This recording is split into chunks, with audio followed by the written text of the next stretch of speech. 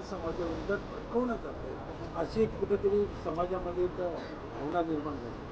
नाही, मला वाटतं हिंदुत्व संघटनांकडून अशी प्रयत्न होतो असं नाही आहे, पण मात्र समाजाला असं वाटतं की बौद्ध समाजाचे अधिकारी सगळ्या ठिकाणी पाहायला मिळतात. बाबासाहेबांच्या आंदोलनामुळं महार समाज त्यावेळेचा आणि आता बौद्ध समाज जो आहे तो ॲक्टिव्ह झाला आणि या बौद्ध समाजातल्या लोकांनी शिक्षणामध्ये मोठी प्रगती केलेली आहे. त्यामुळं जास्त फायदा बौद्ध समाजाला झालेला गोष्ट खरी आहे. पण मातंग समाजावर अन्याय नको ही आमचं RPIची भूमिका आहे. RPI म्हणणं असं आहे की बाबासाहेबांचा पक्ष हा सगळ्या जातींचा पक्ष आहे.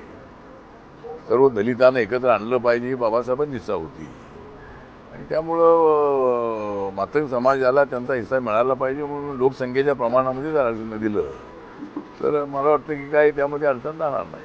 उपवर्गीकरणाच्या समजा आपल्या जाती जनगणना जी आता होते त्यानंतर प्रत्येक समाजाला जातीच्या प्रमाणात आरक्षण द्यावं अशी आपली भूमिका राहील. हा नाही, माझी भूमिका तर अशी आहे की आता शेड्यूल कास्टमधलं जे आरक्षण आहे तर हे तर आता शेड्यूल कास्टचा विषय झाला. पण आम्ही तर मी पूर्वी प्रांतांच्या काळामध्ये अशी मागणी केलेली आहे की आम्हाला आरक्षण 15% जे मिळतं आहे 15% म्हणजे ऑल इंडियाचं आणि आदिवासींचं 7.5% आरक्षण मिळतं आहे ते आमच्या लोकसंख्येच्या प्रमाणामध्येच मिळतं आहे. त्यावेळेला आमची लोकसंख्या तेवढी होती आणि बाकीचे आरक्षणाचे आमचा काही संबंध नाही. आमचा काही संबंध नाही म्हणजे आमचं आरक्षण जे आमचं आहे तर बाकीच्या जातींनाही मी ही मागणी केलेली आहे की जर सरकार असा निर्णय घेत असेल की देशामध्ये असणाऱ्या सगळ्या जाती ज्या आहेत या सर्व जातींच्या लोकसंख्येच्या प्रमाणामध्ये आरक्षण द्या तर त्याला आमची हरकत अजिबात नाही. त्यामुळं भारत सरकारने निर्णय घ्यावा, आम्हाला द्यावं, त्यांना द्यावं, सगळ्या जातींना ते द्यायला हरकत नाही आहे. असा निर्णय घ्यायला हरकत नाही आहे. त्यामुळे त्याला आमचा विरोध नाही आहे आणि आमचं म्हणणं हे आहे की जाती व्यवस्था जरी कायद्याने गेलेली असली घटनेच्या 17व्या आर्टिकलप्रमाणे जाती व्यवस्था संपवलेली आहे पण अजूनही खेड्यापाड्यामध्ये जाती व्यवस्था आपल्याला पाहायला मिळते आणि शहरामध्ये सुद्धा काय अधिकाऱ्यांच्याकडून अपमानजनक अशा पद्धतीची वक्तव्य केली जातात. त्यामुळं मला असं वाटतं की जाती व्यवस्था पूर्ण संपलेली असं नाही, कायद्याने संपलेली आहे पण मनातून संपली नाही. म्हणून जाती व्यवस्था तर संपवा, आम्हाला सगळ्या मंदिरामध्ये प्रवेश द्या, आम्हाला सगळ्या पानवट्यामध्ये प्रवेश द्या, इंटरकास्ट मॅरेज करण्याची परवानगी द्या म्हणजे द्या, मान्य करा आणि जाती व्यवस्था आपण संपवत असाल तर आम्ही आरक्षण सोडायला तयार आहे अशी आमची भूमिका आहे. आम्हाला काय आरक्षणाचा विषय नाही आहे.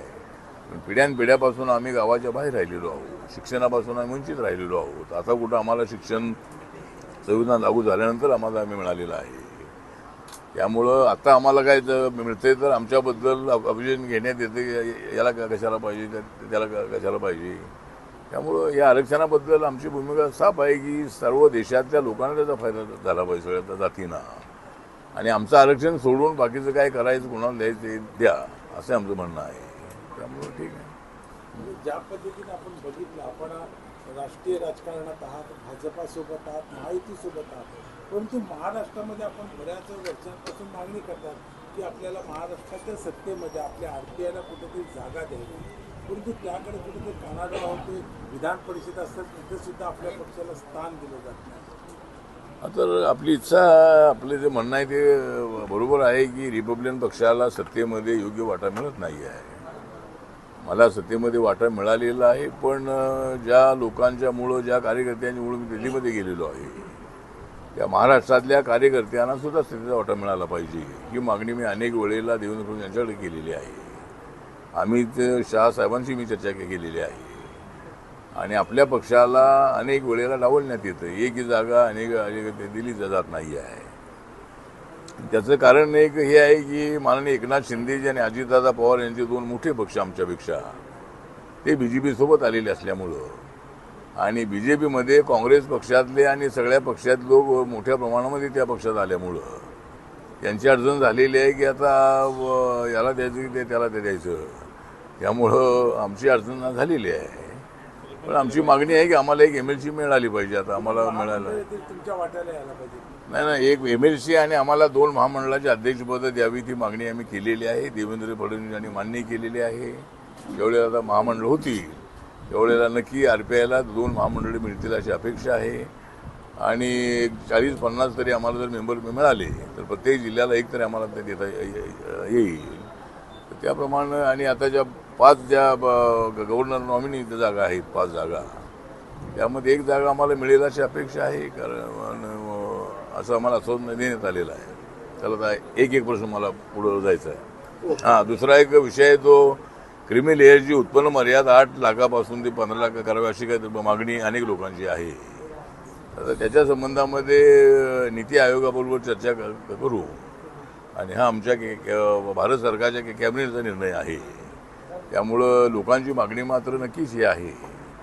नक्की आपण या संबंधामध्ये माननीय प्रधानमंत्र्यांच्या कानावर नक्की आम्ही हा विषय घालू आणि लोकांची मागणी आहे जी उत्पन्न मर्यादा जी आहे ती 8 लाखापासून वाढून ती 15 लाख करावी, त्यासाठी नक्की मी प्रयत्न करेन. चला, ठीक आहे. थँक्यू. एक प्रश्न असा आहे